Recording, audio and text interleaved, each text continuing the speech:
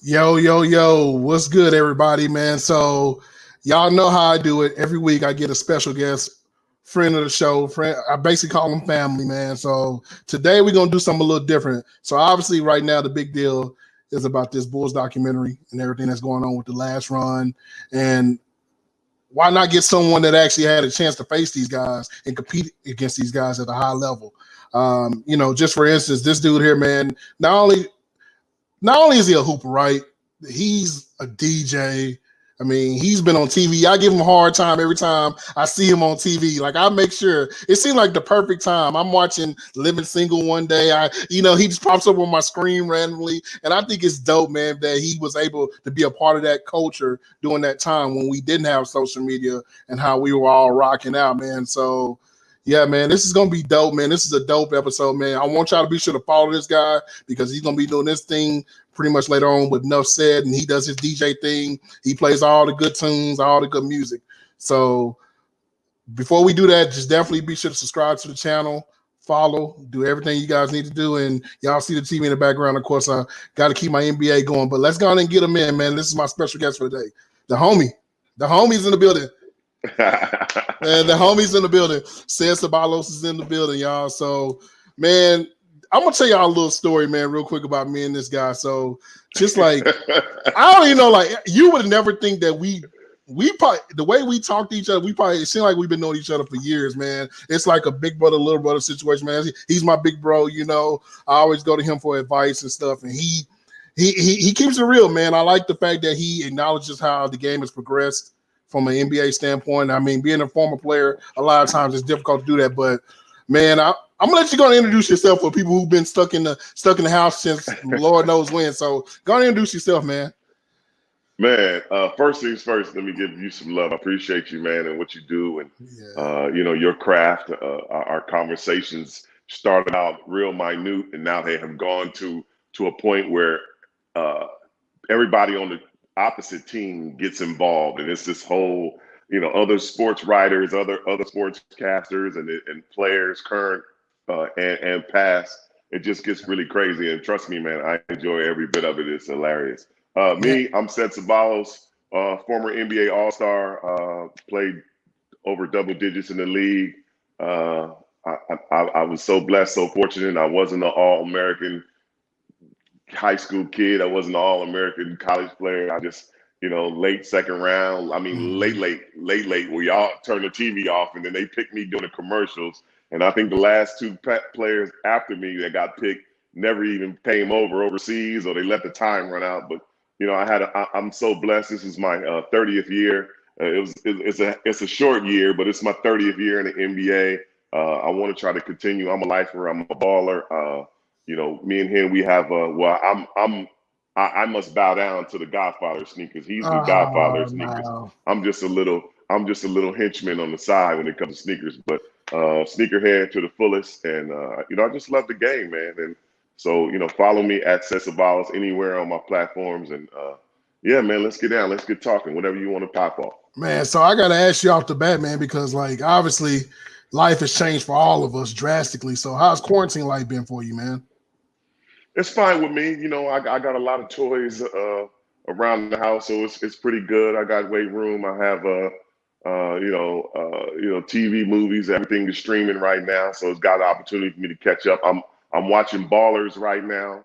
I watched the first episode, and then I hadn't watched it since it came out, so I'm catching up on that. I watched Snowfall, which I'm an LA kid, so that really brought back a lot of memories of growing up in LA and watching that. It's a shame. Rest in peace, John Singleton. I don't know if they're gonna continue it, but he was the producer and the director on that, so I don't know if that's gonna continue. Obviously, May 4th, my favorite Star Wars. I had to go through all the Star Wars again. Yeah. I'm a Star Wars nut. Yes, I have the Darth Vader voice, the Megatron, and I can get all that stuff going. So that's what I'm doing, man. Work the kids out, outside, get shots up. I've been riding my bike. This is fine. I'm a cooker, so this is great for me. It's not really a difference in me everyday thing, but I'm not going too stir crazy. But live sports is what really, is hitting me hard. not be able to go to work, but just the fact to watch baseball. Like we miss opening day Yeah. baseball. Football is coming around, and will that continue? Right now, not only NBA should be in the playoffs, but hockey should be in the playoffs too. So watching that, golf tournament, the Masters, on and on and on, just live sports. And you can't really create that drama. You try to watch as many TV shows as possible, movies, but you can't create that drama. So that's what I'm missing the most. Man, and the same thing, bro. Like the thing for me is kind of like, how we would go like we got a routine that we have, man, like pregame. Like our routines, like I'll get to the floor first, or you be at the floor, it's our spot. We go over there, we high side, joke about random stuff, and we'll probably check each other kicks out and make our jokes there. And then it's like it's not there no more. Like you don't forget, you forget how great it was until it's like not there, right? So man, that's crazy, man. So I gotta ask you, man, like obviously the big deal right now during the quarantine is the Bulls documentary. So before we get into the details of like you just playing against them guys, man, what do you think about this documentary? Well, honestly, I haven't watched it yet. I'm a guy who likes to. I don't like commercials. Okay. I like to watch it straight through. So I'm gonna wait till all of them are finished and then check them all out. But then again, like you said, I kind of lived it. I was in the Jordan era. Yeah. So most of the stuff that's going on there is just probably like repeating in my mind. And I heard he's given a lot of insight on how the team was doing this and doing that. And so I'm excited and I can't wait to see it. Man, so like obviously you faced those guys, but can you talk about how great that is that we are able to get a documentary behind the scenes? Because back then there was no social media. Can you talk about how important that is? How great that is just for you guys to have your story? Because you're a part of the history. You're a part of the story as well. Can you talk about that? Yeah, when people ask me, playing in the NBA and going through my career, what is the biggest thing, or if I can go back, what could I do? And just exactly what they did with The Last Dance, I wish I could do that. I should have took more pictures. I should have hired photographers. I should have hired, everybody to document that. At the time, a good friend of mine who was working for me, Sherman Jordan, a lot of people know him. He was. We always kept cameras, and also my trainer Speedy, Marcus Reed. We always kept little cameras, and that time they was disposable. We always kept them everywhere in glove boxes, in drawers in the kitchen. And we would just, take a picture or grab it and put it away, and that stuff like that, and never really developed those things. And I had a jar full of them and never really developed them. I don't even know if they able to be developed now, but I just think it's unbelievable to have that idea, knowing that they such a great dynasty, such a great player, coach, organization at the time to go and give full access, and we get to see little tidbits in this behind the scenes and his path and what he wanted to do. And it's going to teach a lot. It's going to educate a lot. It's going to hurt a lot of people's feelings. Even now today, a lot of people are, all I see on social media is everybody posting when they wearing their Jordans or if they had a picture with Jordan or they playing against Jordan, and highlight reels against Jordan, this, that, and the other. It's bringing up a lot of stuff. But that's the great thing about, like I said, sports is so unpredictable. You don't know what's going on, and for one of the most highly anticipated events, and hats off to LeBron James, because he spearheaded. And this was supposed to play during the finals in June. He spearheaded the campaign to push this up during this pandemic right now to get it, get it played right now, which is just great. And hats off to LeBron for pushing that, but more importantly, ESPN, Netflix, Facebook, and Michael Jordan and the Chicago Bulls for going ahead and allowing us to experience it now. Man, so obviously you had some great moments facing a guy like Michael Jordan. Then you had the unfortunate moment, of course, in '93. But can you talk about how is it to? I always want to ask, and you talk all the time about basketball, but I never really got a chance to ask you, how is it to face a guy like Michael Jordan? Well, my first opportunity to play against him was in Chicago, my rookie year. I didn't expect to play, but I got thrown in the game, and as soon as I checked in the game, it was on a foul. Somebody was shooting free throws, and Michael was across the court at half court. So I checked in at the scores table and beeline straight to him. and just introduced myself, wanted to shake his hand. How you doing? I'm Ced Ceballos. And then he shook my hand and like, man, get on out of here, Ced. He called me by my nickname. It's like, I know who you are, Cal State Fullerton, this, that, and the other. And then he said, nice number. And at the time I had, 23. And I was like, yeah, man, good meeting you, man. And, because at that time, I didn't expect to be in the league, as long as I have. So any opportunity like that, and I did that with all of them. I did it with Magic. I did it with Larry Bird, Dominique, Charles Barkley, Big Patrick Ewing. All my idols that I watched was, Hakeem Olajuwon. Yeah. I went straight up to him. No matter what was going on in the game, I went straight up to him and introduced myself because I didn't think I'd have another chance or opportunity, to maybe meet them again. Man, so before we get more into NBA, I got to get you to talk about this, man, because one thing that you hold on your shoulders a lot and that you pride yourself on is Cal State. And obviously it's a big deal for you. Can you talk about Cal State and what it means to you? Yeah, Cal State, I had a good attachment to Cal State, and it kind of gave me my first bit of limelight. And this was way before I even committed to Cal State. I had an older brother who played for Cal State Fullerton, and he's playing in the game, and I'm watching him at home. Now, let's not get this. I told you before, I wasn't an All-American. I only played 1 year varsity. I barely played, maybe average about 4 minutes, depending on we was winning or losing, So I didn't play. So nobody ever heard of myself. So my brother is he's playing for Cal State Fullerton. He's playing against San Jose State.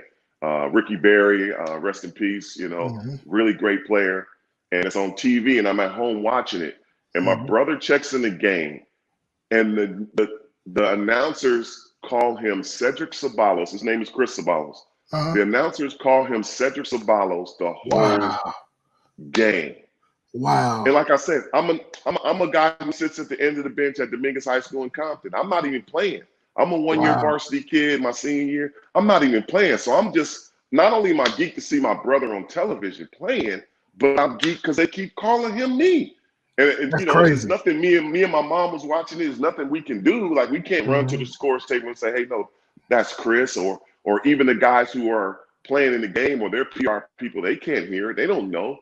And he just calling him me the whole game. So that was my first kind of stardom, but it wasn't really me. And so I think that started my attachment. I just was like fascinated with that. And I ended up having, somebody got hurt on my high school team. I ended up playing 5 really great games, lost in the championship against Pasadena Muir. I averaged like 20 plus points, 15 plus rebounds. I had a great 5-game stretch, but that's only because somebody got hurt. And then I ended up going to Ventura, and they just recruited me. I go to campus and see my brother there. My best friend, my starting point guard on my high school team, he signed with Cal State Fullerton. So when I would go to Fullerton and visit, I would see my best friend, I would see my brother. I just felt comfortable with it. So even though LSU recruited me, I got some love from UNLV late. UCLA, the great Walt Hazard, he grew up, around the block from me, and played with his kids. He really wanted me to go there, but they didn't take junior college transfers. He tried to pull all kind of strings, but I knew that wasn't the right place for me because they had Tracy Murray and Trevor Wilson and Don McClain, and on and on, Derek Martin and Mitchell Butler and Tracy Murray and I could just Kevin Walker. They had so many superstars that might go pro. I thought I'd get lost in the shuffle, but it was about being comfortable. I didn't have any intentions on going pro, but I had 2 years that I knew I wanted to play 2 years. I just didn't want, whether I went pro or not, I didn't have that in my mind at all. I just wanted to play 2 years. I played 2 great years at Ventura College, won a state championship, All-American and all that. But I wanted to play no matter where I wanted to go. I didn't want to sit on anybody's bench. Man, so one thing that I get competitive with you about is about the state hoops. So, like, obviously, New York always gets called the Mecca, whatever. But then you get Chicago, you got Detroit. You got Maryland now, I think for years, a lot of people slept on Maryland. Even like where I'm from, it's not a really big deal. But Texas has some notable basketball players. But California, man, I mean, when the names are just throwing, like, you know, you got Reggie Miller, you got yourself, the new guys, DeMar DeRozan, James Harden, you got Westbrook, you got all these Dominguez. I think Tyson Chandler went to Dominguez, right? Yes. Yeah, yes. Paul Tyson Chandler.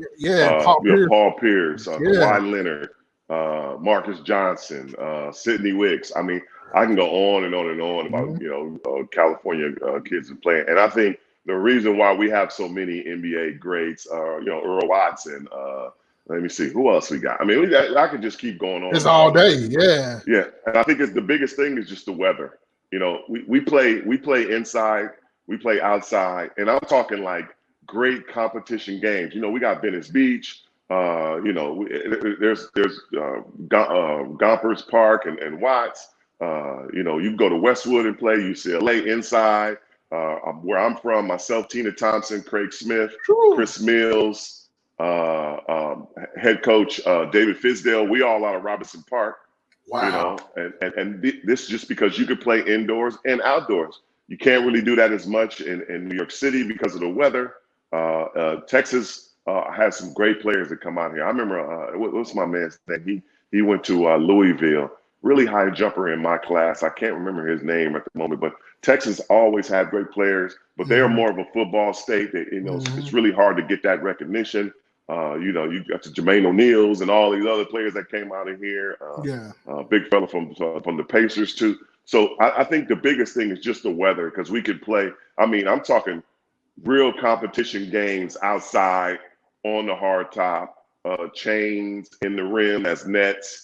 Sometimes no net at all, and you're talking about Baron Davis waiting to play, Paul Pierce waiting to play. You talking about you know, guys don't know about Shea Cotton, but he got a great documentary coming up. Yeah, Shea Cotton, first man child. You know, John Williams, Big John Williams, from Crenshaw High School. You got B. Thompson and not Hot Rod. That's the other John Williams. Yeah. Okay. Yeah, I mean, when he went to LSU, one of the biggest recruits ever. You know, we're not gonna get into all the stuff that LSU gave him, but man, they gave him a boatload of stuff. He did, and he deserved it too. He deserved it. Man. He deserved it. So, man, I'm going to go to some fan comments real quick, man. So, shout out to my boy, Che. He wanted to say, I have a good Ced Ceballos story. When he played for the Mavs, we went to see them play the Timberwolves on my birthday. He and David Jones came into a TGI Fridays, talked to us, and paid for our meal. You sure that was Ced, bro? Nah, just kidding. Nah, that's the homie, man. Nah, that's the homie Ced, man. Yeah, Ced has always been good people, man. Shout out to Mike G. I believe he is a alum of Cal State Fullerton as well. He stated that glad you came to our school and gave us limelight for what you did. So he wanted to give you a shout out. And of course, shout out. See, you want to know who the real go to sneakers is? You know who this guy is, Travis Singleton, sneaker reporter. That's the real go to sneakers. God. Yeah, so shout out to Travis, man, sneaker reporter, man. You know he going down. Of course, shout out to Dimes Dollars. You know, we always working. You already know about that. And man, shout out to Ilmatic E, man, huge fan of yours as well. And my boy Brandon, they had a 2-part question. So shout out to BMO. You know BMO, of course. BMO. So BMO had a question for you, and this goes back to your NBA days. So obviously in 1997, there was a unique moment that you had when you played for the Mavericks versus the Bulls. Can you talk about that? Because I think this kind of ties into Brandon's question. What is your most memorable bucket? Was that one of your most memorable buckets in that game, or just like what was your most memorable bucket? And can you talk about that game in '97, because that was like toward the end of like the Jordan run? Right, and that wasn't nowhere close near my greatest bucket, because you know, we weren't a playoff contender. I mean, it was exciting for Mav fans. It was exciting for us. You know, Nash was on that team. Michael Finley, Robert Pack, young Anstey. You know, I think Dirk was on that squad too as well. I'm not really sure. But you know, when it comes to Don Nelson and Little Donnie, they always had tricks up their sleeve. Even when they go back to Golden State days or Milwaukee days, they always had tricks up their sleeve on putting people on certain defenders and playing this. And you know, every time we played the Lakers against Kobe and Shaq, I'm the starting center against Shaq. Man, Just to put that on Shaquille's mind, and he was gonna get doubled and tripled anyway, and usually Shaquille's the guy who, when he sees a big man, and at that time we had Sean Bradley, yep. he gets a little offended, Mm-hmm. like, oh man, it's time for me to turn into Superman and dominate somebody big. But for some reason he was very nice. I don't know, because we used to be teammates and we were real cool with each other. Mm-hmm. But he was very nice when I guarded him. He didn't just go in when he could have done that any time, just turn, one dribble dunk toward the rim off on me. But he didn't do that. And I don't know if, the great Donnie Nelson knew that, or had that psyche in him, or Shaq had family here and he never took. I don't know what it is, but he never really took advantage of it. But with Chicago, it's crazy because we had this huge party scheduled. Myself, Michael Finley, Michael Jordan, Scotty, and Dennis. Everybody was, Dennis from being from Dallas. Everybody was supposed to come and hang out. So we, having these conversations before the game and a little trash talking here and there, like, what are we gonna do? Like, and our team wasn't up to par yet. So, it's nothing really mostly we could say, and they was making that good run. And I remember Michael saying, they were gonna wear the pinstripes against us. We only wear the pinstripes when we mean business, and this, that, and the other. And I was joking about that. And I didn't think they were going to do it, but they did that. They wore the black pinstripe with red against us. And we just kept egging along. We didn't talk a lot of trash during the game. We just kept them calm. Scottie Pippen, he's always been the hardest person for me to guard or try to score on. I just think he's unbelievable. The guy can guard a point guard, and he can guard your center and lock him up. I mean, one thing I did not want to do playing against Scotty was get him upset or get him in a situation where he turned that switch on, because he had a switch to it. He was a great Robin to the Batman, but he had a switch that he could turn on where he could shoot the jumper, drive, dunk it, play defense, steal the ball from you, block your shot, do all those things. But we didn't talk a lot of trash to him. And then I got in, Michael Finley was signed under Michael Jordan's Jumpman shoes. So they had a good relationship. They knew, Michael knew him from high school. They played one-on-one together. And so they had a good relationship. So the trash talking stopped when the game started, to just being courteous to each other. If I fall down, Mike can help me up. If I knock Scotty down, I help him. It was really a nice situation. Me and Dennis had cool conversations too during the game. So we just stayed within range. And then we started to get hot towards the end when they kind of relaxed a little bit.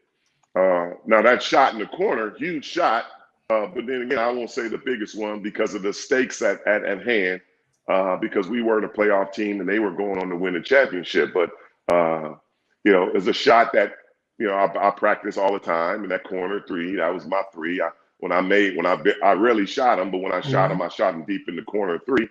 And just hats off to also AC Green for giving me the ball, because I thought AC was going to do something he wasn't supposed to be doing, and try to do something weird. And he ended up giving me the ball in a bad situation.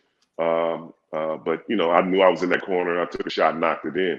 But then, that sent us into overtime, but then we dominated it in the overtime. Kukoc had a wide open layup that he missed, that could have been the game winner at the buzzer after I hit my three. But when it came to overtime, I ended up with 12 points in overtime, just dominating them in the overtime.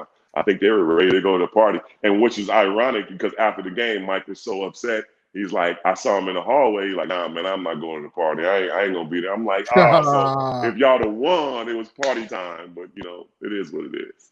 I think that's dope, man, because, you could just see the competitive part. Everything was all good until you take the L. So, one thing me and you love talking about, and we're going to switch over to hip-hop in a minute, but one thing me and you love talking about is, current players, right? So we always had these discussions about who – we try to put players and compare them to guys in the past, and we've had some good names for certain players, like who they are or who they were back in the 80s or 90s, even the 70s or whatever. Right. But I'm going to name some players, and I need your opinion on them, and what do you think about them, and who would you say are they? So obviously – one player that we do talk about quite often, and look, man, we've seen this guy in person before. He is a man child. We both sat next to the guy, but LeBron James. What is LeBron like? I'm sure as being a swing man yourself, being a small forward, can you talk about LeBron James and what he means to the game and what he is as a player? Let's first go off the court. Man, just huge what he does. He's setting the precedent on how to give back. He's setting the precedent on how to act as a pro athlete. Mm-hmm. He's setting the precedent on how to market yourself, Mm-hmm. how to be approachable, how Mm-hmm. to be not only in the professional, but taking care of your body.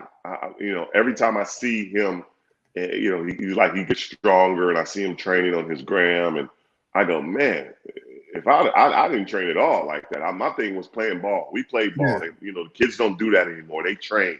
They have trainers. They get shots up.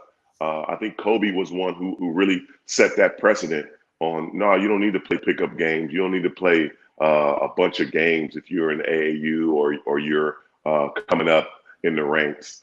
Even if you're a pro, you don't need to play a lot of pickup games because Mm-hmm. you can get hurt, and Mm-hmm. two, you only get a couple of shots up. Kobe said, he was one of the guys that said, man, I'd rather get 1,000, 2,000 shots up than go play pickup game for 2 hours and only get 10 shots. Wow.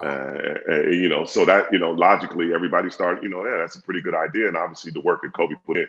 But back to LeBron, all those little things are just great, man. The way he promotes his shoes, the way he, his brand, helping other people out, whether his business is or not. He understands that, if he says something or he promotes something, puts something on his social media, that is how big it is. Now, as far as playing, we haven't seen anything like this.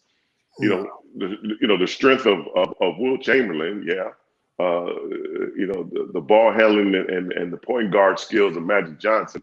I wouldn't put him in the Jordan category because he can't drive and pull up and shoot like Michael and do all that other stuff. He's a big guy, but I always said that LeBron James in my era would be Karl Malone. Oh, okay. Same body type, okay. But it's the teaching, it's the elevation of the game, the evolution of the game, excuse me. The teaching. Karl Malone probably could have handled the ball and shot threes like LeBron, but that's not what he was taught. When he was a kid, when he was growing up, he was big, he was huge, he was muscular. And the first thing they done when he came to the court and to a team was get your big ass on that block, back to the basket, and just pound it and just pound it. And you got to remember, winning the NBA championship, the Bill Russells, the Will Chamberlains, Kareem Abdul-Jabbar, you had to have a center to win. Wes Unseld, you had to have a center to win. So in the teaching era, what Karl Malone grew up in, those two, LeBron and Karl Malone, their body types are exactly the same. And Karl Malone, unbelievable body, can do a backflips and a split.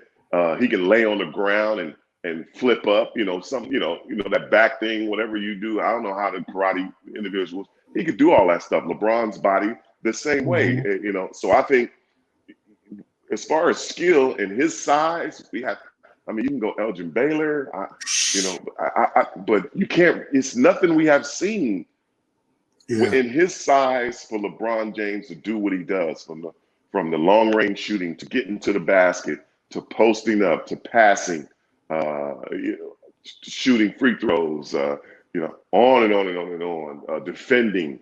We have not seen a body type to do that. Now, this young kid, Zion Williamson, a little shorter. Everybody saying, he needs to lose weight and this, that, and the other. But, that was the Charles Barkleys. That was the Robert Tractor Trailers, rest in peace. That was the fat kid who could play basketball.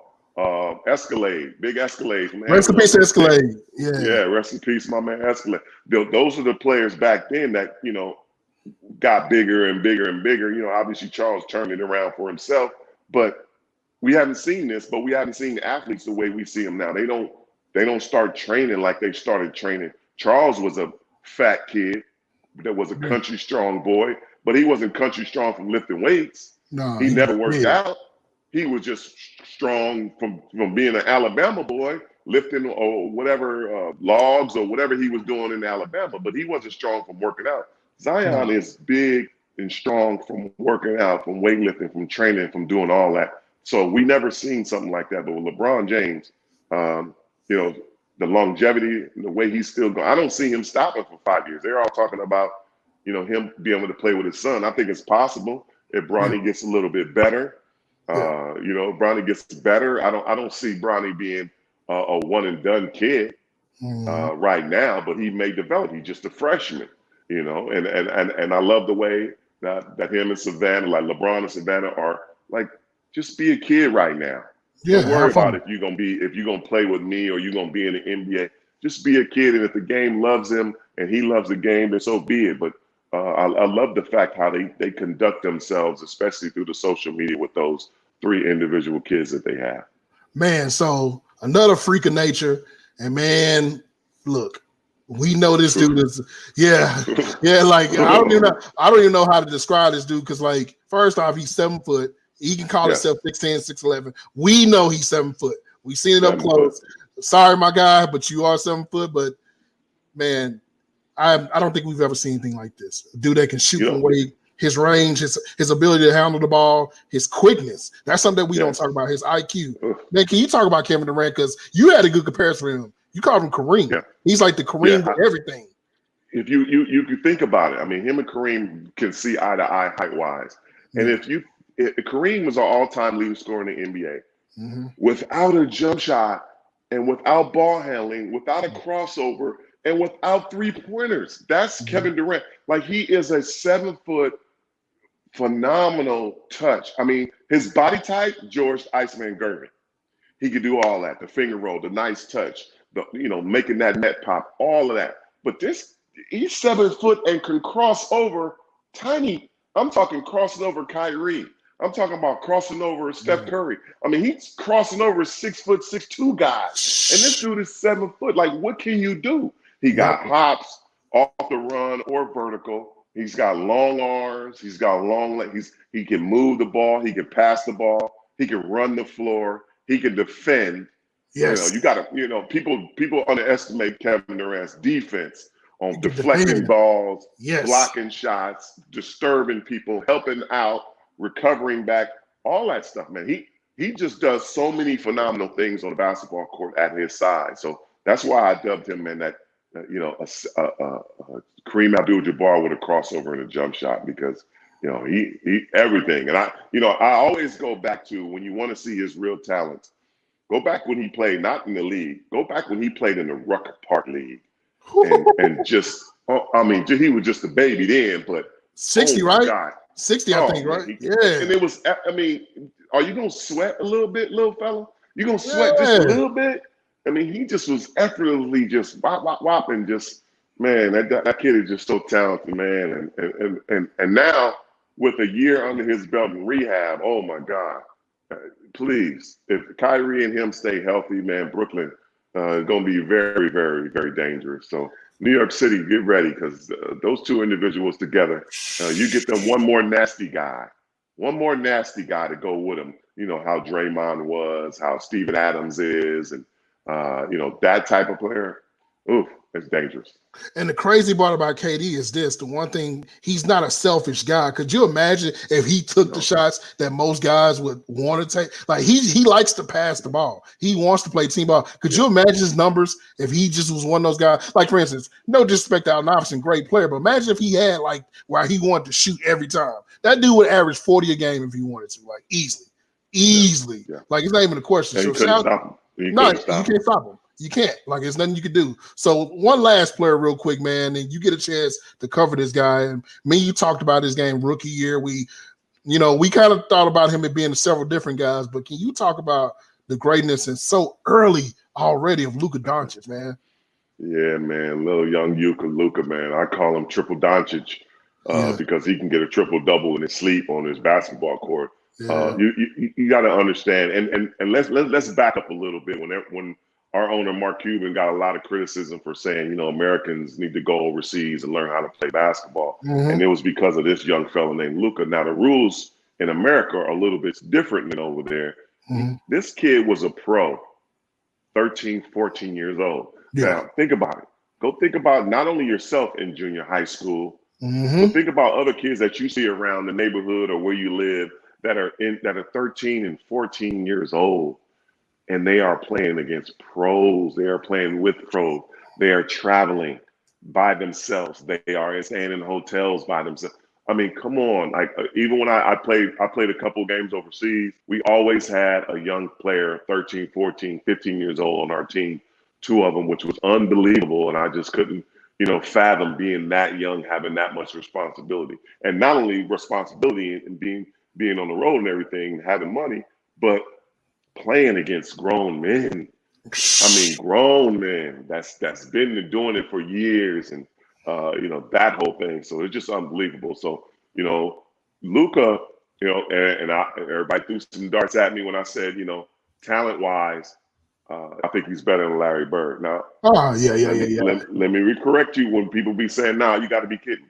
Now, is he a killer like Larry Bird? No, not even close. Nah. Is he a winner or a champion or MVP like Larry Bird? To No, be he determined. hasn't proved that. He's just to be determined. But as far as skills at this point, yes, I think he's a better ball handler than Larry Bird. Yes. I think he's a better passer than Larry Bird. I know he's a better shooter than Larry Bird as far as distance wise. Yeah. But the tangibles that made Larry Bird great is not only is what he had, his package that Larry Bird had. He took it, his tenacity and his will to win, took it to a whole nother level. But I think that's what Luka Doncic has to learn, and he probably will. But it's to be determined. So I'm only saying the skills that he has in year two, are better than Larry. No way in the world, Larry Legend. This guy is even close to Larry Legend's resume and what Larry has done and changed the game of basketball. He hasn't done that. Not even close to doing that. But as far as his skill-wise, that's where you could probably compare him.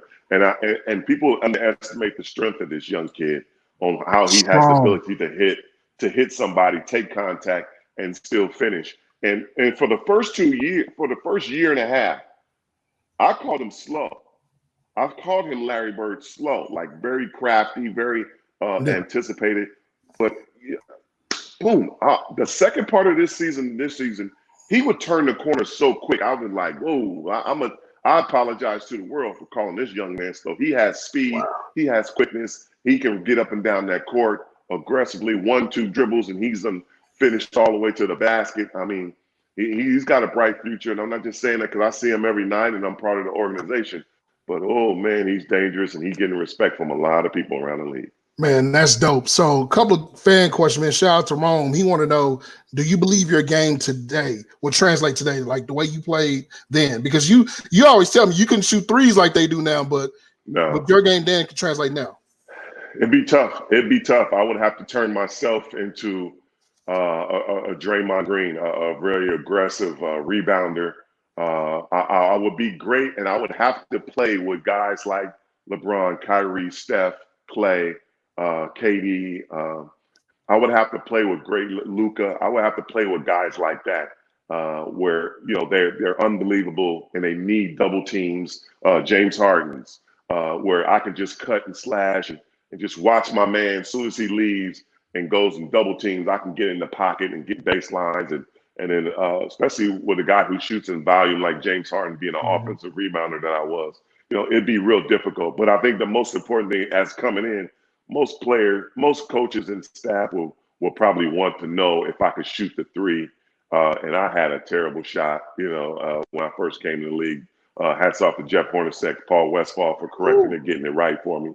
But I had a terrible shot. Me and Tim Hardaway had that crazy two-hand flicker shot, Obviously, Tim Hardaway went on to master his, and me as well. It's because I think my free throw shooting coming in my rookie season was maybe 50, 60, maybe 60%. And I ended up my career in the in the low 90s. So, just those things would have to, I would have to evolve into this game in order for me to make the league. Man, I think that's dope. So last basketball question. So obviously Mike G wants to know, he's also a Cal State alum as well. So he wants to know, can you talk about Mark Cuban as an owner, how he perfects obviously being an owner, just running an organization and the coach of the Mavs and how they're successful in what they do. So can you talk about that? Well, first thing is his ego. He doesn't have one. No, at all. Mark Cuban does not have an ego. At all. I forget who he is sometimes. Yeah. Yeah. And I think the world has made him a celebrity, but he doesn't consider himself a celebrity. And that's huge right there. and a lot of other owners, obviously we know because of the past, history of owners, regardless of what sport, they think they are absolutely doing something that they have created and this, that, and the other. And the one thing that Mark does is give credit where credit is due. Even when he won the championship, I mean, the pinnacle, he did not hold the trophy longer than 2 seconds. He handed it right over to Mr. C. Like, this, Mr. C, this was your building. This was your culture. Here you go. You won this. You handed it over to Dirk. You guys put the work in. You know, I'm a guy who invented something unbelievable the world had never seen. I made a lot of money off of that. Then I did a lot of investments. I love basketball. I remember when he bought the team, we heard the name, but we didn't know who he was. When he walked in the locker room, and we were like, oh, man, we know this guy. He's always on the refs. He's always sitting courtside. And we saw him around the way. He would say and speak to everybody. You know, if he saw you out somewhere at a restaurant or a club or bar, buy you a drink or two. But really great guy. And I think even during this pandemic, it really shows the heart and soul of this individual. Because let me tell you something, and I don't know if a lot of people know this, but, a lot of people are losing a lot of jobs, obviously, with this going on. With the arena, not only is he paying the salary of the games of all the ushers and everybody working in the arena for the Maverick games, but also the Stars games, also the concerts that was supposed to go. And he doesn't even own American Airlines Center. Nope. It's different if that's his center. That's the job that the AAC should have done. He's doing that. Not only is he doing that, the restaurants and bars around the arena that usually rely on the patrons to come, he's paying them. He's paying checks out to them. He's making a donation. If anybody goes to these places and buy a pizza, buy a beer, or this, that, and the other, get it to go, save your receipt, turn your receipt in, and he'll reimburse you. Unbelievable. You got to be kidding me, man. All you other owners that are paying attention to me right now, stop what you're doing. Call Mark Cuban and let him set the precedent on how this pandemic is going and what you should be doing. And this is just unbelievable. I mean, he's not going, the TV contracts are in. So, he doesn't have to worry about that. But that's not what he's worried about, making a profit. He knows he's not going to lose his billions and billions of dollars off of this pandemic, off of a couple of games being lost. But the fact that he's stepping up for other people's and other families is just huge, man. Hats off to MC. Man, I think that's dope. So obviously, man, I want to get into hip hop with you, man, because like for those that don't know, that are stuck under a rock as usual, this man is a part of hip hop history. If you guys know, Baller's best kept secret. I always get on him about this, especially when J Kidd come to town. I definitely give J Kidd a hard time because I never thought J Kidd could rap. I think that did you write? I just want to know the truth. Who wrote that for J Kidd? Because did you have something to do with that? No, that was Money B. Okay, Money B. Digital Underground, right? Yeah, Digital Underground. Money B for Digital Underground. Now, only myself and Dana Barrows, we're the only two who wrote our rhymes. Wow. I don't know if Dana Barrows produced his track or not, but obviously Warren did the beat for me. But I produced the track, meaning that I want the hook sung this way. I wrote Warren G's part for when he says so.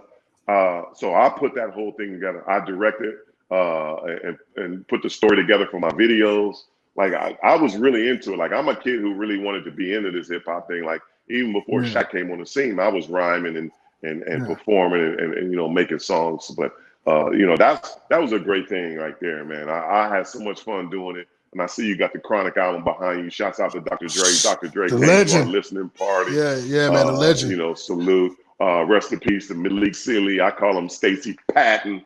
He rest was on in peace, that joint man. too. Yeah. So and that was huge. Brian Shaw was on there. J.R. Ryder, Chris Mills, Gary Payton was on there. Obviously, Big Shaq got on it too as well. But this was a fun project, very fun project, and all. It's funny because I was looking when Sony put this out on Immortal Records. And I was looking for somebody to produce my track. I had to. I wanted to be a West Coast track because I grew up in LA. Yeah. But I knew it had been difficult. I knew Dre, but I knew it had been difficult to get Dre to do it. And and then Warren G and I went to the same place to get our car stereos done. So before I even asked Warren G at that time, it was only myself, Michael Jackson, and Snoop who had televisions in their headrests. You know, we were the first ones to put TVs in our headrests.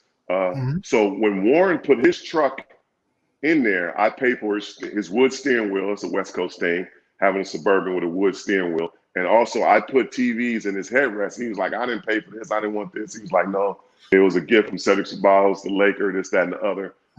And then after I didn't even call him or tell him, you know, I didn't tell him to call me and thank me. And then I asked him, yo, could you do this track for me? So I had already set the format for him. You know, I went to school in Compton. He was in Long Beach. So we kind of knew the same people, but we had never met. So I kind of threw that little gem at him, and he came up with a wonderful, wonderful track. So that's just dope to me, man. And then like you DJ. So like people for people that don't know, man, catch my man's at the evening time. If you want to, what I love about Ced is this, because his range is crazy. He don't just stick to hip hop. He'll get into some R&B, some pop, and he'll have me go on my phone. And you need to put a playlist out on iTunes for us. So like whatever you playing, so that way we know. Because like, man, you be playing a lot of hits. Can you talk about the DJ side of it, man, and what? Because you continue to do that, man. I think that's probably like honestly, outside of you like roller skating and like working out, I think the thing that you do the most is like you DJ a lot. Can you talk about that? Yeah, when I was a kid, like I said, I wasn't, you know, the best basketball player. This wasn't I hadn't had dreams of being an NBA player. You know what I'm saying? You know, the games weren't on television. I had never met a pro until you know, my last year. As a matter of fact, I remember the first day I met a pro player. It was AC Green. Matter of fact, the day Hank died, Hank Gathers passed away.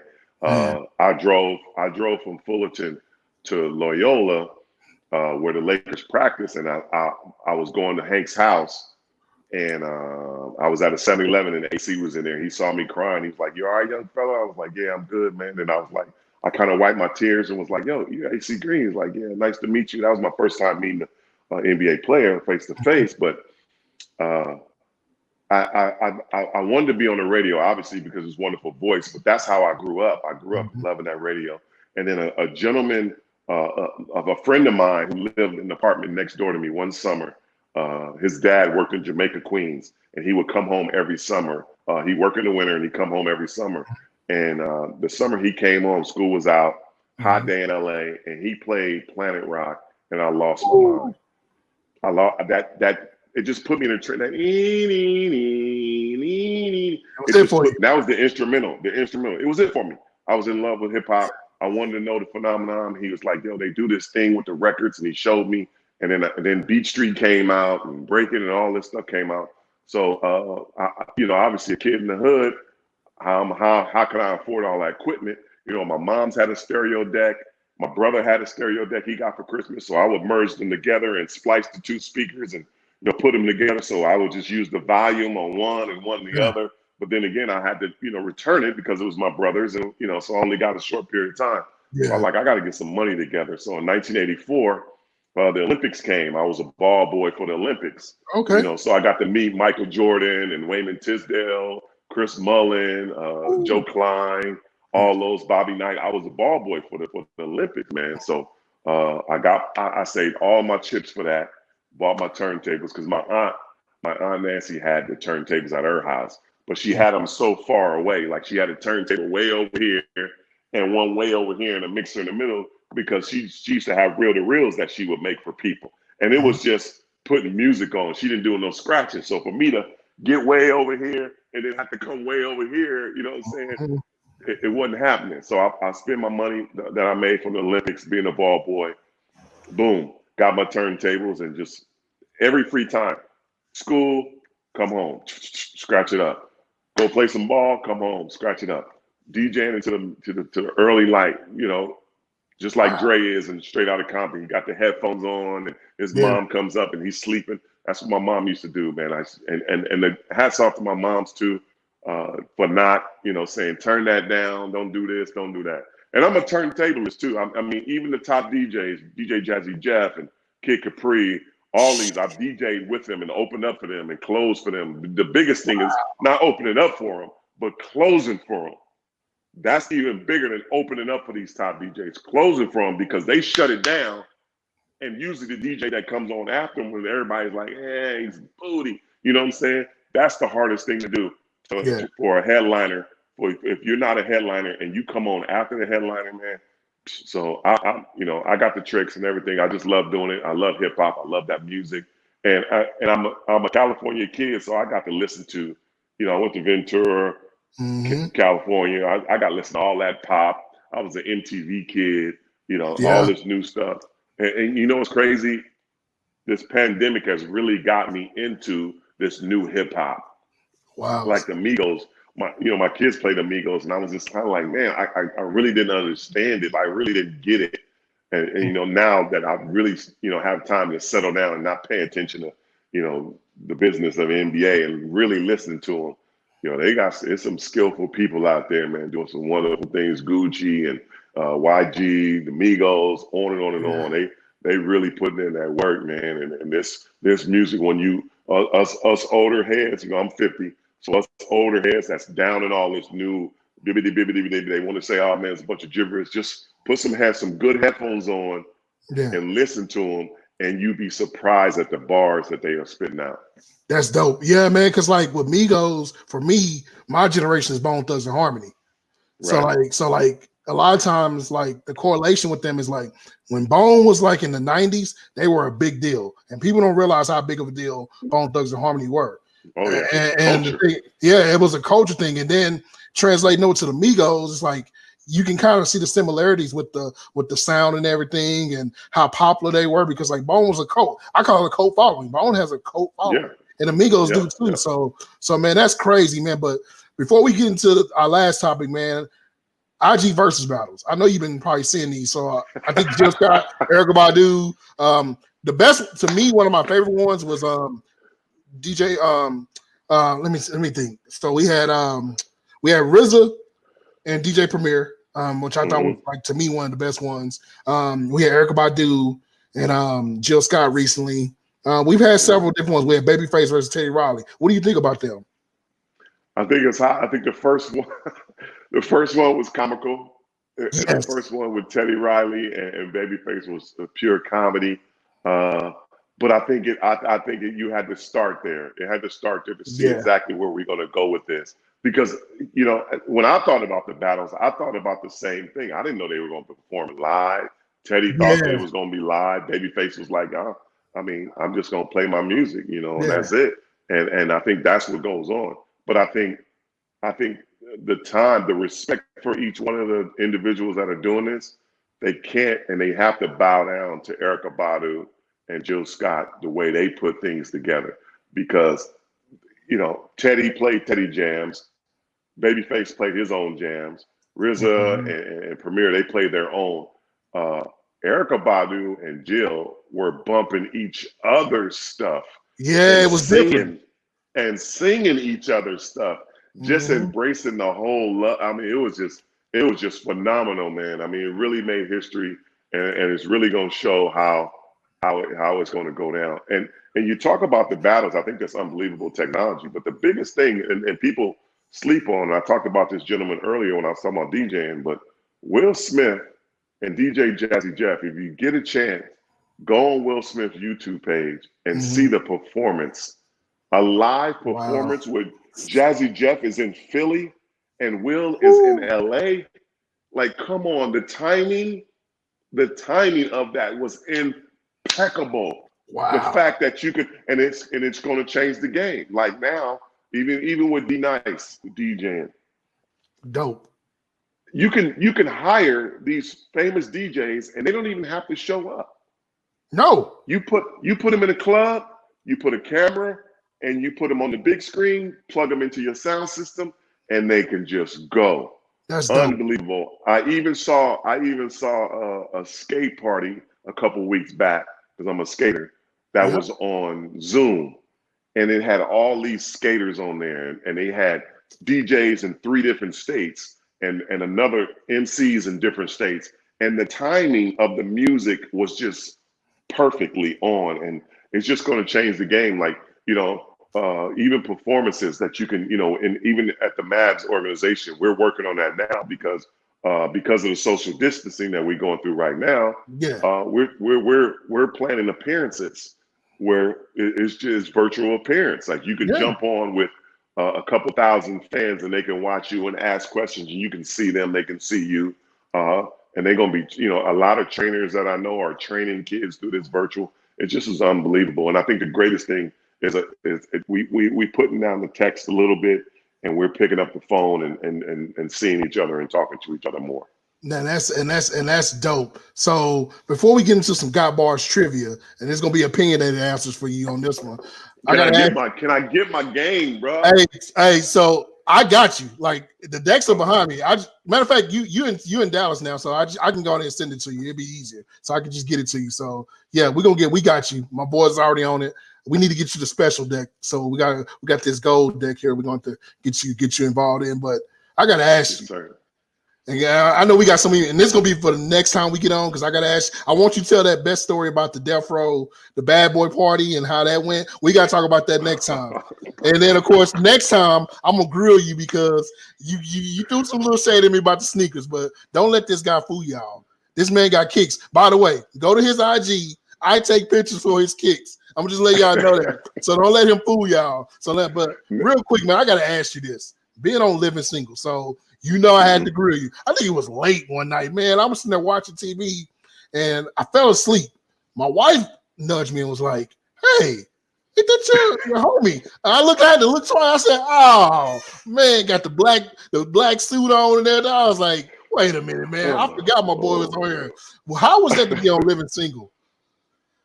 It was cool, man. First things first, Latifah's the bomb.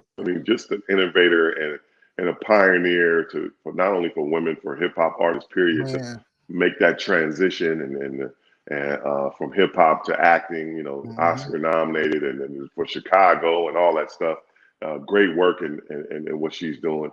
But I got an opportunity to hang out with a legend, Kim Fields. I grew up a fan of Tootsie. What's her Tootie. So that was cool, and everybody else, Max and Kim Coles, we had known each other and the whole staff and the whole crew, which is great. And they let me improvise and put my own thing in. And, it's really ironic how they put, sitcoms together. You got to be there a whole week and you shoot one without the crowd and you do one with the audience and all that other stuff and angles. And so it was pretty cool experience. I enjoyed it.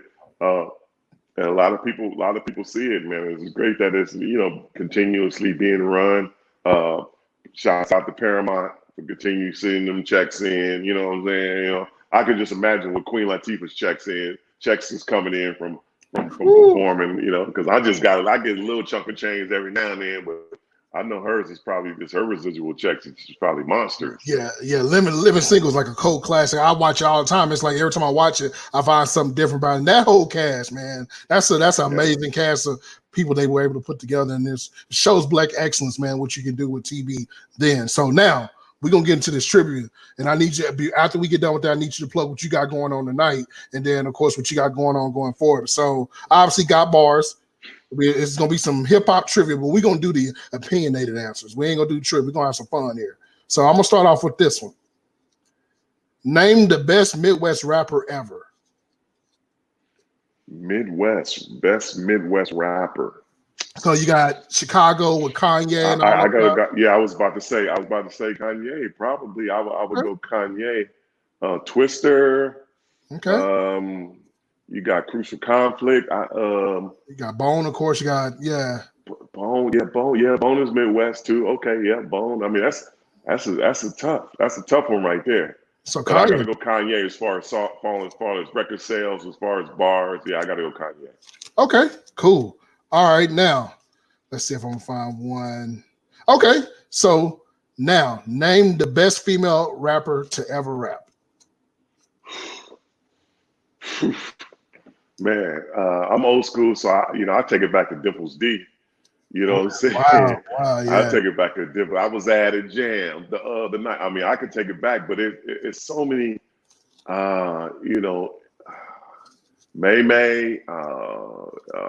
Let me see. MC Light. That's Light. It's Latifah. Yeah. Moni Love. Yeah. Lady of Rage. She don't have that many albums under her belt, but man, You got the new age with Rhapsody. Rhapsody is really good. Yeah. Man, you got Young M.A. You got Nick. You got Cardi. Yeah. Man, there's so many of us. It's great. And Quiet is Kept, and I'm gonna put her in this category, even though she ain't hip hop. Y'all can't sleep, and I don't know if she writing them or not. Y'all better not sleep on Beyonce's bars.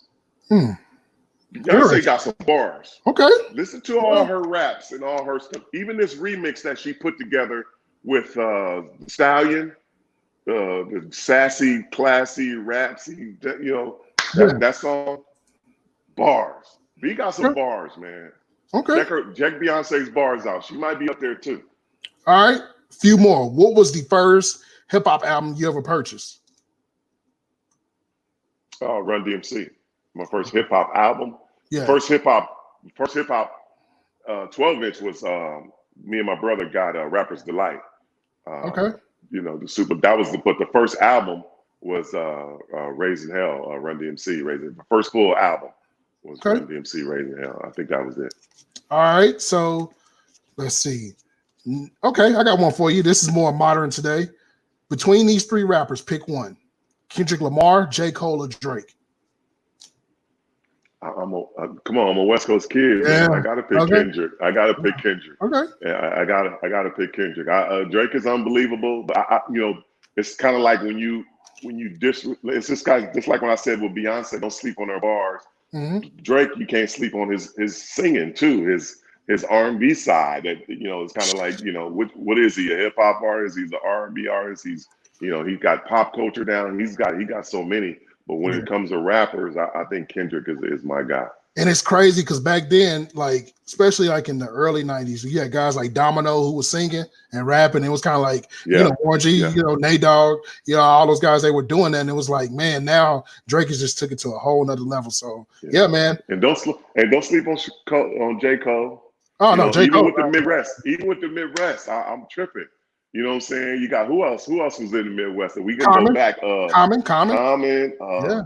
What's the other cat? Who always wore the threes on his hat? Chance the Rapper. And J. Cole got one of my favorite songs to this day right now is Pretty Little Fears with J. Cole in it. Unbelievable. If you get a chance to check that out, Pretty Little Fears. Yeah, Pretty Little Fears. And I don't know if we consider him Midwest. I think so, but like Nelly is a Midwest rapper, right? Yeah, from the Lou, yeah. Sounds nice. So now, name the best East Coast rapper ever. Big, man. I gotta go Big, but Big and J because and then it's Rakim. Because Biggie didn't live long enough to get his albums right. You got LL experience. You know what I'm saying? He didn't get that experience. Rakim's he's got a short deck of sickness that's just unbelievable. Jay's albums is just his library's bananas. LL Cool J's bananas but out of respect, because he's not living anymore, I'm gonna go Big. Out of respect, because he's not living anymore, I'm gonna go Big. Okay. I gotta go Big. All right, between these two East Coast rappers, Jay-Z or Nas? I'm a Jay-Z. I've never been a Nas fan. I get it. Yeah. I've never been a Nas fan. Not that he can't get down. I just, me and Eddie Jones, we played on the Lakers together in Miami. We always had these discussions. He was a big Nas fan, and he's always like, "Yo, man, you gotta." Nas is this, that, and the other. I just couldn't, just like I couldn't get a hold of the new rappers now. I just could not click with Nas for some reason. He got some hits, some bangers, don't get me wrong. But as far as from top to bottom, and that's a question that I want to probably throw back at you because you always, I told you this before and you was like, what? I can't believe it. Like the album that you can put on, a hip hop album that you can press play and listen to all the way through. All the way through, not skip, not fast forward, know every rhyme, every beat, every hook, all the way through If the I whole could, album. if I could take one album, it probably would be Reasonable Doubt, because I know Reasonable every. Doubt, Jay-Z. Yeah, because like that. Yeah, because like that. Yeah, that. Or I would say Midnight Marauders, because I love that album. Tribe. Yeah, Tribe. I'm a big Tribe guy. Of course, the Chronic. I can listen to the Chronic, but like if you telling me like if I had to listen to one album just straight through it, no lyric for lyric, it's definitely gonna be Reasonable Doubt. That's not even a question. Reasonable. Yeah, I think Reasonable Doubt. Yeah. For me, it's What the Album by Redman. Oh yeah. His first album was bananas. Sleeper. Oh my God, it was bananas. People don't talk about him as being one of the greatest. He is one of the greatest MCs I have ever heard in my life. Redman is Redman. sick. I tell people all the time. Comical, a great storyteller. He's got bars. His cadence is unbelievable. His up and down, the way he turns into a character is just bananas. For that, if I had to die with an album in my head, that's my album. I'm taking the Redman. What the album? The first one he bust. People don't realize during that time when Violator was doing their thing, when they had LL, Jai, Method Man, all those guys on the Violator, and then like one of my favorite songs that's like a collab song was the 4321 song when they had LL, Method Man, Redman. Of course, I tell people all the time, one of the great in my top 10 rappers of all time, DMX is in my top 10. DMX was an animal, and people don't realize how great he's crazy. And I hope that him and Jay, he challenged Jay to a battle. I think for 20 songs, it could be very competitive with Jay and DMX. Off of 20 songs, man. DMX after 20, DMX gonna fall off. Jay got it. So last question: Biggie or Tupac? And I think I know the answer to this. I think I know the answer to this. I think this is not even a question, right? Yeah. It's easy. It's Pac to the fullest. And again, we have to go off of Biggie's short, only 2 albums. But it was a double album, his second album, but there's only 2 albums. But and everybody goes, you gotta be kidding me, man. Big is this, that, and other. Big is very talented. But Big didn't live enough to grow. I think, and he was growing, and but the 2 that we have are classics. But when people compare the 2, and this is what I tell them, Biggie was Rick James to us. Okay. He told you how to party. He told you how to get with chicks and slang dope. Pac was Marvin Gaye. Pac made you a militant. Pac made you cry. Pac made you disrespect women, and he also made you lift up women. He made you want to change how you live. He made you want to be a gangster. He made you want to be righteous. He fought for causes. He fought for silliness. He partied. He slang dope. He made you a murderer, and he also put the guns away. I mean, because of the Panthers, because of his education, because of his ability to read and want to explore, he gave you all of this, just like Marvin did. And I wasn't fortunate enough to meet Marvin Gaye, but I hung out with Rick James a lot, and Rick was the same way. Rick wanted to party. He wanted to hang out. He made some great music, but same way with Big. Big walked by me once. I never got to meet him, but I hung out with Pac, and just the way the way he spoke, even in interviews, the way he did things, and don't get me wrong, they both spent some time incarcerated. Both tragic ending to their lives, but I just thought that it's only a couple of things that Big gave us in his music, and Pac just gave us so many genres. So I got to go with Pac. Man, I think that's dope, man. So before we get out of here, man, I definitely need you to tell everybody, man. Obviously, they know where to find you, but I'm gonna post it anyway. But I need you to tell everybody what you got going, man, because like enough said. Of course, we got some IG stuff, and you do the thing where you skate indoors. I think that's dope. By the way, another hate thing, and this is like the haters ball right here on the Dave Chappelle show. By the way, he says I have kicks, right? So I'm gonna go on my phone real quick, and I'm gonna show y'all something. Because see, I don't like being called out for certain things. And no. Let's hold on. Before you go on your phone, let me explain to you what I mean. I have shoes. Yes. But when it comes to hard to get classics. Okay. you the Godfather, dog. And I'm talking about hard to get classics. Now I get a lot of shoes because I stopped wearing hard shoes about 15 years ago, and I'm never going back. Mm-hmm. Even when I'm at work, I'm in my suit. You're gonna see me. I'm gonna be in sneakers. Yeah. For the rest of my life, I'm gonna be in sneakers. Now I get sneakers to match my suits and my little outfits. Okay, but the classics that you come with, the first editions and all that, the stuff that people wait in lines for, the stuff that people sell online for like thousands and thousands of dollars. I don't have those shoes. I just got normal little regular shoes, but I got a lot of them. You got those classics, and that's what I mean. The difference. You got those classics, man. So yeah, man. And like the thing is, what's crazy is this. So all my sneaker plugs that are in here right now, size 13, 14 for my man's. Yeah. It's just letting y'all know that. So if y'all got something, hit them up. But I'm gonna show y'all this real quick. Y'all see this right here? That is a Cuban one. See, he knew I was gonna call him out on this. I have never in my life. So check this out. I have never in my life, and this is something that's so unique to me. Dude, I'll be going to the skating ring thinking I'm cool, get a fresh pair of skates. I bought a fresh pair of 4-wheel skates and everything, thinking I'm cool. I just go to IG. When I start seeing them, I was like, wait a minute.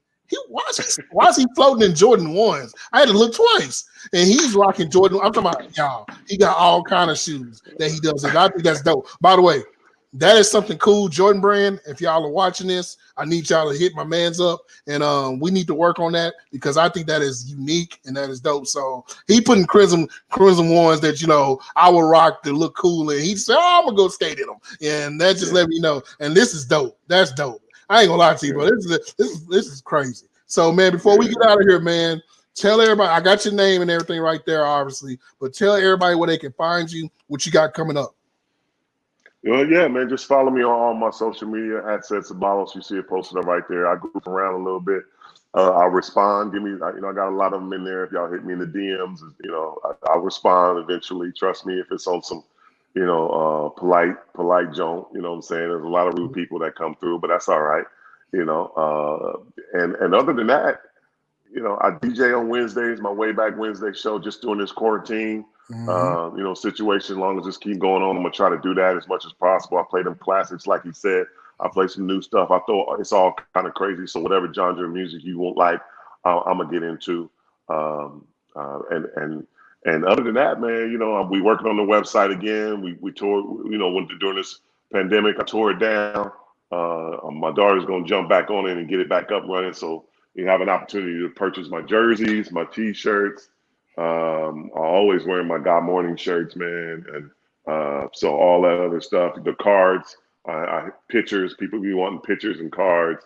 My foundation slings all those things through my website, so we'll get that up and running, man. But most importantly, when this thing comes back, check out the Dallas Mavericks, man. Porzingis, Doncic. We got Hardaway Jr. We got a lot of things that, looking good. We'd have made the playoffs this year. I don't know if it's going to continue, but, and we got the coolest owner in sports history with Mark Cuban. So if anything, man, pay attention to us because this gentleman right here is dope. So, man, hey, I'm going to be there Wednesday. So y'all make sure y'all check this out. Way Back Wednesday, because we need to get in there. And by the way, like I said, beyond that, he is on TV. Let's show him some love on TV because I want this man to get eventually one day get an Emmy for this, man, because I think it'll be dope. Yeah. And man, the insight that he brings and everything. So we're gonna bounce, everybody. We're gonna do another one because he got to talk about this bad boy story. Because the bad boy story, to me, the greatest story ever is the bad boy story. I don't care what nobody says. Like I tell people all the time, there's 3 great storytellers that I've heard in my life.